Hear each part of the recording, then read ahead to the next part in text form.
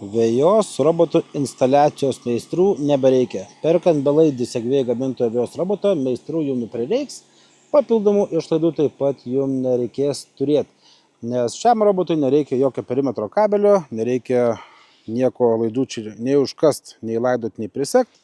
Tiesiog mes visų pirma instaliuosime štai tokią stotelę. Jai reikia maitinimo, prie jos jungiasi dar viena GPS antena, kuri turėtų būti atviroje vietoje, negali būti šalia pastato, kuris sustoja dalį dangaus. Turi būti atvira vieta. Toks darbas reikalauja turbūt 5-10 minučių. Toliau, telefonas turi lietuvišką programėlę, parsisiųsime vadinamąjį appsą.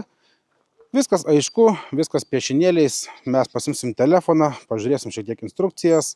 Telefonu apvesim vejos robotą tiesiog perimetru, parodysim, kur jo yra perimetras ir viskas. Robotas paruoštas darbui. Taip kad meistrų samdyti tikrai nereikia, neverta. Tai padarytų turbūt ir vaikas.